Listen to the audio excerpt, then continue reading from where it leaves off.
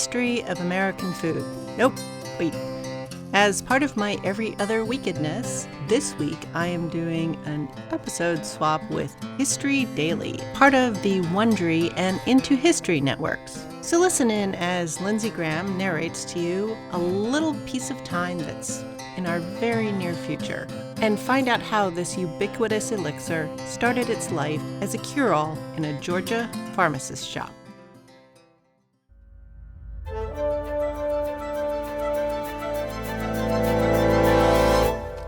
It's April 16, 1865, on a battleground in Columbus, Georgia, before the final days of the American Civil War. As night falls, Confederate Lieutenant Colonel John S. Pemberton and his fellow soldiers prepare to defend the city from approaching Union forces.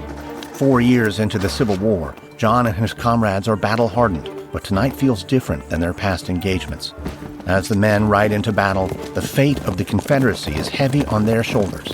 The tide of war has already turned against the Confederates, but the capture of Columbus would all but ensure a Union victory. As the largest remaining supply center for the Confederate Army, Columbus is key, and John and his fellow soldiers are ready to stop at nothing to defend it.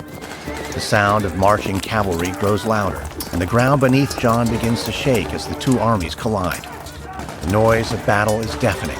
Gunfire erupts in every direction, and John's ears ring with the sounds of men dying around him. As John tries stubbornly to resist the enemy's advance, he meets the eyes of a Union soldier and locks himself into a sword fight. John's heart races as he blocks the soldier's every move, but he's growing tired. Suddenly, he feels a sharp pain in his torso and looks down to see blood soaking his uniform. The Union soldier has stabbed him in what looks like a fatal blow. John tries to scream for help, but his voice is too weak. As his opponent leaves him for dead, John falls to his knees, gasping for breath, and his fellow soldiers are swallowed up in the chaos. While the Confederates will lose the Battle of Columbus, as this conflict will come to be known, John S. Pemberton will walk away injured and lucky to have survived it all. It will be John's last time on the battlefield, and shortly after, the nation's fighting will also cease. But even after the war's end, John and many others will find themselves up against a new, painful battle. The agony of John's war wounds will cause him to become dependent on morphine. While America experiences its first opioid crisis, John will set out to develop a better alternative, returning to his profession as a pharmacist, eager to create a cure for the widespread pain sparked by war and addiction. To this end, John will concoct a drink that he hopes will relieve the people of their dependency on drugs and alcohol. He will call it Coca Cola, billing the beverage as a cure-all tonic when he sells his first glass at his Atlanta pharmacy on May 8, 1886.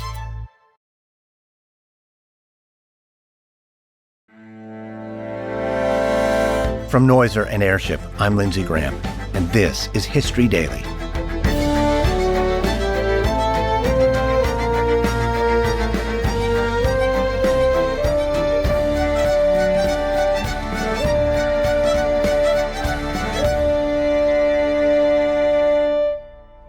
History is made every day. On this podcast, every day, we tell the true stories of the people and events that shaped our world. Today is May 8, 1886. John S. Pemberton sells the first glass of Coca Cola. It's March 1885, and John S. Pemberton is in his backyard laboratory in Atlanta, Georgia. It's been 20 years since John was stabbed by a Union soldier during the Battle of Columbus. A slanting scar still remains on his chest to his abdomen, but today it's well hidden beneath John's lab coat.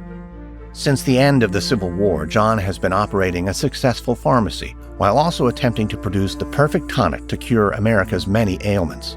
2 decades after the war's end, there are still hundreds of thousands of veterans nursing lifelong injuries. In addition, Americans are now contending with a new sickness. With the country in a state of flux, urbanization, industrialization, and the railroad have brought hustle, bustle, and competition to civilian lives. The pace of life has sped up so drastically that doctors have coined a term for the new disease, neurasthenia, an illness of the nerves brought on by the hectic modernization of society. For many, the only way they know to soothe their pain and discomfort has been with alcohol or opioids. Addiction to drugs has become rife, and John is one of the countless men suffering from this expensive affliction. Beside him on his work desk, amongst the myriad of tubes and metallic stands, is a bottle of Vin Mariani, a wine drink named after its creator, French chemist Angelo Mariani. According to its inventor, this concoction is far from just a normal alcoholic beverage. It's a powerful health booster. It's been touted to improve mood, restore strength, increase energy, and inject vitality into its users. These claims have turned Vin Mariani into a sensation, with President Ulysses S. Grant and even the Pope sharing their love for the beverage. The drink contains a blend of Bordeaux wine with extracts from the coca leaf from South America. For over 2,000 years, this leaf has been chewed by South Americans to enhance their digestion and energy. But the ethanol in Vin Mariani brings out one of the coca leaf's most powerful compounds, cocaine. This ingredient greatly interests John. He read in the British Medical Journal of the drink's seemingly magical properties, learning that many in the medical community see coca leaves as a way to potentially cure morphine addiction. John has been searching for a drink like this for the last 20 years, and he has tasted countless cheap imitations made by wannabe millionaire entrepreneurs. But John knows there's still a gap in the market for a properly distilled American version, and he feels like the perfect person to fill it. He has the pharmaceutical skills, the lived experience of drug addiction, and another special ingredient that will make his version of Vin Mariani even more powerful: cola nuts. John has also read of the effect of cola nuts on the people of West Africa, where the plant is grown. They are a stimulant similar to coca leaves, except their principal effective ingredient is caffeine instead of cocaine. A single nut contains more caffeine than a cup of coffee or tea. And it is caffeine that John intends to exploit. He believes the apparent healing and energy-giving properties of cocaine, supplemented by the additional boost of caffeine, could have the power not only to soothe America's ailing population, but even re-energize them. But John has yet to find the right mix of ingredients to create a drink that's both effective and tasty. So today he's back in his lab, trying to strike the right balance. After a few hours of tinkering, distilling, and recording, John lifts what he feels like is the 1,000th batch to his mouth. Blowing on it to cool it down, he purses his lips and slurps, smacking his lips to get the full flavor. After a few moments, his eyebrows raise, and soon he is spinning around the laboratory in joy. He's found the perfect blend. Not long after John perfects his drink, he begins a marketing campaign to bring his new creation named Pemberton's French Wine Coca to market. He labels it as an all-curing Panacean drink that will bring America back to its feet. And before long, John's drink begins to fly off the shelves. In mid-June, he runs an ad claiming to have sold nearly 1,000 bottles in a single day. But trouble lies on the horizon. In just a few months, the anti-alcohol temperance movement will pressure the Atlanta city government to pass local prohibition laws. Just when John finds success, he will be forced to adapt or fail.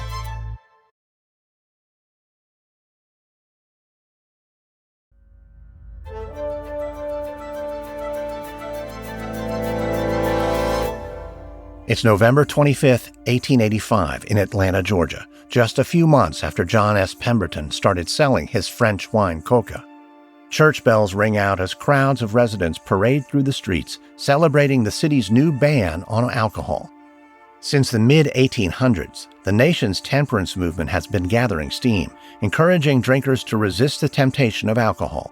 Prohibitionists tied the drink to the nation's current social ills and have been rallying to rid society of its toxic influence. In Atlanta, these efforts recently came to a head. Local prohibitionists were vocal and insistent enough to force an election on the issue, and today its result was announced. Prohibition was enacted. The news has induced a considerable amount of anxiety in John Pemberton. While others celebrate, he ruminates on its implications for his business. He knows he needs to act fast to create an alcohol-free version of his French wine coca if he wants to get an edge on the competition. It's a frustrating obstacle, but John welcomes the challenge. As someone still enduring his own morphine addiction, and whose son also now struggles with the same, a part of John agrees that the removal of alcohol could only help diminish the country's wider culture of addiction. But John also knows that cutting out alcohol won't single-handedly solve the drug addictions ravaging the country. Instead, he remains convinced that his coca drink could be another key instrument in alleviating the nation's suffering. So John returns to his backyard laboratory, determined to find the right non-alcoholic base for his beverage. But nothing seems to work. He tries oils and fruit flavorings, but they're all too bitter. He tries adding sugar, but it makes it too sickly sweet. It's only after months of trial and error that he finds his perfect base, carbonated water. Upon first taste, he can barely believe it. The carbonation balances out the coca leaf and cola beans perfectly. It's neither too sweet nor too bitter. John notes down the formula and sets out about creating his first large batch. On May 8, 1886, the drink is ready for sale. At a downtown pharmacy, John prepares to open shop, excited to debut the new and improved incarnation of his now famous French wine coca. He rummages around the storage room behind the counter. It's filled from top to bottom, shelf upon shelf, with bottles of his new concoction. Maneuvering past the towering boxes, John reaches for and pulls out a chalkboard sign. In italic, flowing letters, he writes the words, "New today, delicious and refreshing alcohol-free temperance drink, Coca Cola." He places the sign outside the shop and flips the sign in the window from closed to open. Coca Cola is now ready for public consumption. After a few minutes, the pharmacy door swings open. A young customer walks to the desk and asks to try a glass of this new Coca Cola drink. John smiles and requests 5 cents for a glass. The money is handed over, and John carefully pours the dark, bubbling liquid. He watches intently as the customer sheepishly takes his first sip, and with widening eyes, the customer finishes the drink and places the glass back on the counter, immediately asking for another.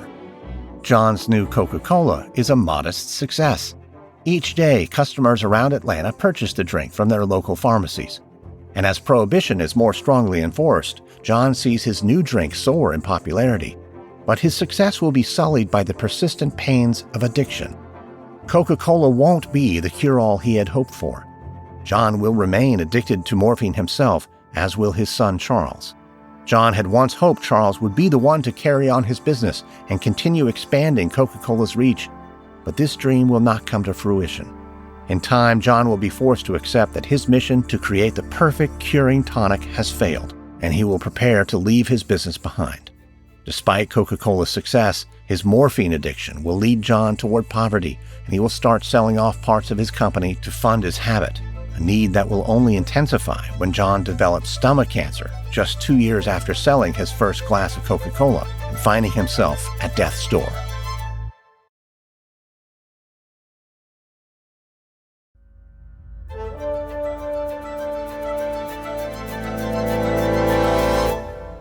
It's August 16, 1888, at John S. Pemberton's home in Atlanta, 2 years after he started selling Coca-Cola. John is lying in bed, suffering from the stomach cancer that has only worsened his morphine addiction. He is surrounded by his family, his wife Anne and his son Charles. John gazes at their faces, trying to absorb all the details of their features, but he struggles to keep his eyes open. Since developing cancer, John has been steadily growing weaker, and today he's the feeblest he's felt yet.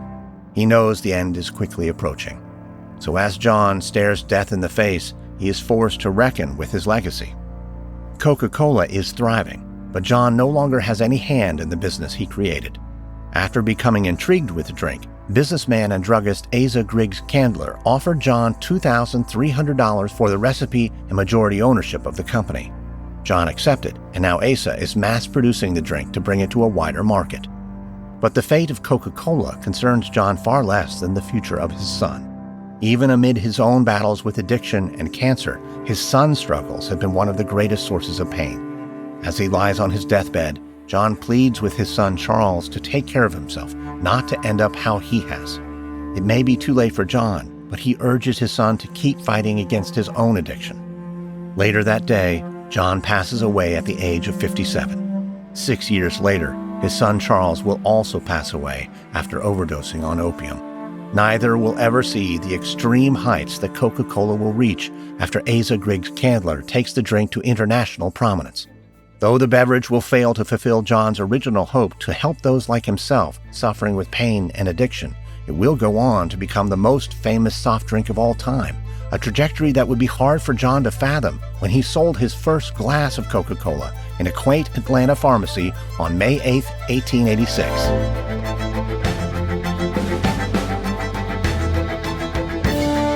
Next on History Daily, May 9, 1998, Israeli singer Dana International becomes the first transgender performer and winner of the Eurovision Song Contest.